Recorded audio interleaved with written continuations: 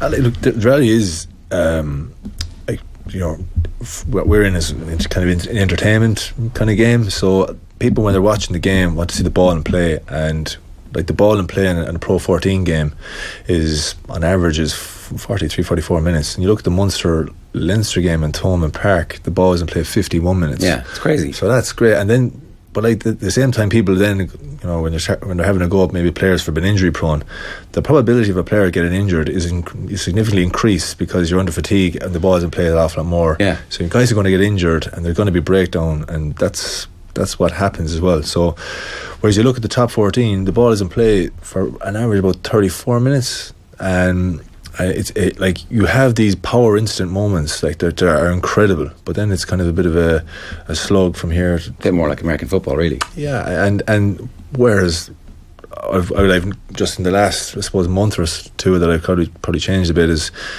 we've in Racing we have in the new stadium, the arena, we've so we played against Claremont, and even the Munster game the ball was in play a lot, but in the Claremont game, I was chatting to Ron Poit after the game, and he said it was the fastest game and the longest time the ball was in play he's ever been involved in. Right. So the ball was in play about 43 minutes in that game. Okay. But the reality is, so you take the Munster-Leinster game at Thomond, and let's say if you're a 100-metre sprinter, and if I say give you two tracks, I said, listen, there's a dirt track here for you to run your 100-metre sprint, or an Olympic track here which you want to run fast, you're going to pick the Olympic track.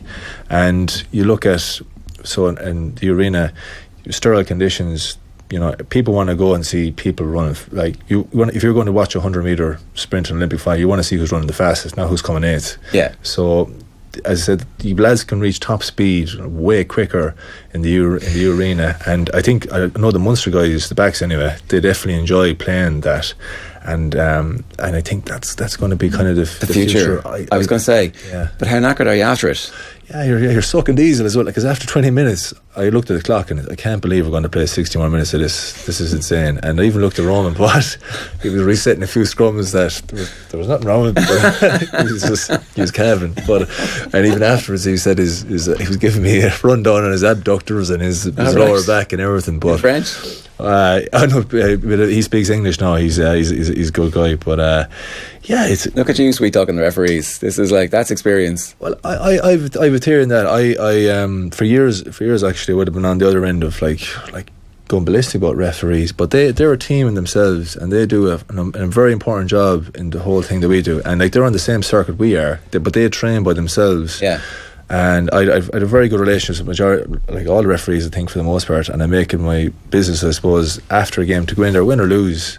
Like after we lost Scarlets, you know, it was my last game in the final for Munster, and we obviously got pumped as well. Like I spent 20 minutes in with Steve Davis and Nigel after the game, just had a couple of beers and chatting away, and because for the most part they're obviously as I said, they're a massive part of the game.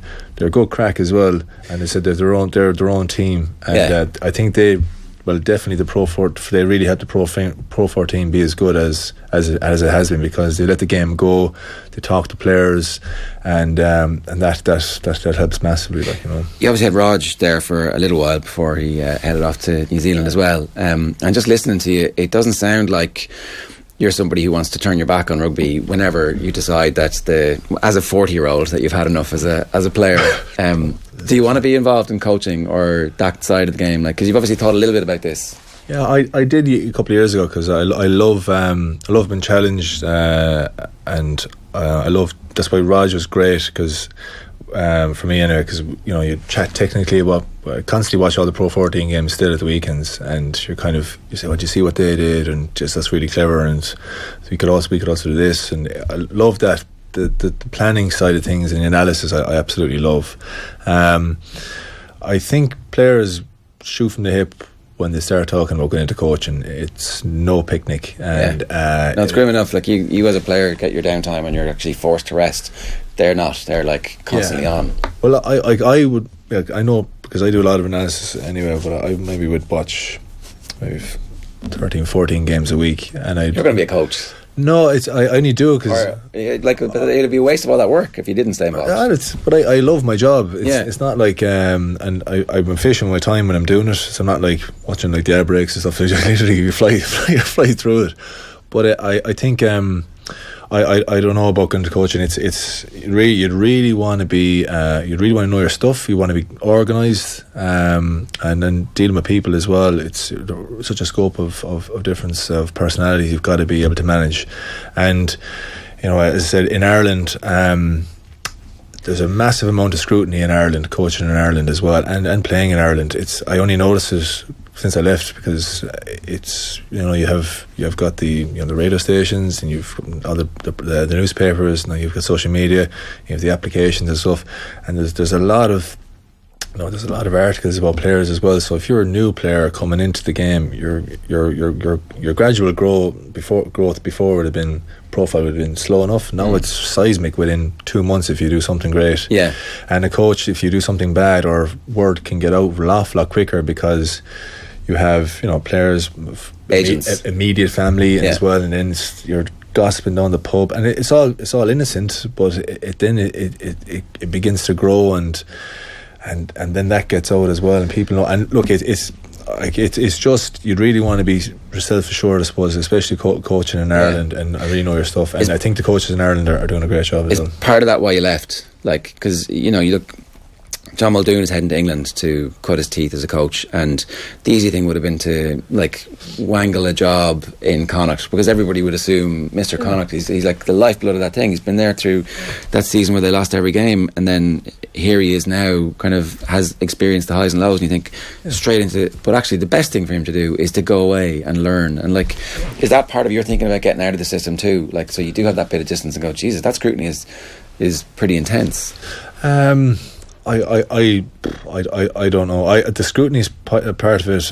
Like, I enjoy being in Nina, and it was great. Been back home, and if you're ever down, it's a great place where everyone pick you up or whatever. It's brilliant. But like, it's there's a, like, you get no scrutiny. When I leave the training centre in Paris, nobody has a clue who you are. Like, they're either think you're Wayne Rooney walking down the street or something like that. Wayne Rooney on a ladder, more like. But I could say a few other ones, but no. The reality is, I do enjoy like helping other people, younger guys. I get massive satisfaction out of doing that, because there is no textbook to teach younger guys what experienced players are feeling now. And even as coaches, it evolves so quickly within 2 years what's going on the pitch. And I think while you're still playing, you're able to give those little nuggets of information to players, is like, like how to roll away properly quickly and all these little things. But and I think I get massive satisfaction doing that at the moment. Coaching point of view, and it's great to see John doing that, because it's very good to get out of your comfort zone. You could go in, do the Connacht job, and then if it went well, great. If it didn't go well, you're stuck. You're kind of stuck. But like, you've never left. Yeah. You've never got out of your comfort zone. You're still in the same place your entire life, and it'll always be there as well. If you're good enough, you can come back and do a more justifiable job, having had the experience of gone away. Yeah. But the best thing is, like, I know, having gone away, I have massive appreciation for foreign players having coming into Munster. Yeah. You're not bitter about leaving at all. Like, there's no sense of. That's why, like, that's the best thing about it, because I absolutely love Munster, and like, I do know guys, and I would have been bitter leaving Munster at the end, and would they felt they've had another contract left them, and I never want to experience that. And it's just because they've given so much to the club and love it. And that does happen. Like, it happens every day in employment. It's like, I give 30 years to that place, and I got nothing. Turf me out. And that does happen. And I don't know how I'd react if it happened to me, but why put yourself in that situation at that particular stage? It's kind of preemptive in a way. Yeah, I suppose I would like to be in some bit of control of what I can manage, and I suppose you're trying to do things, make provisions now that your future self will appreciate. Yeah.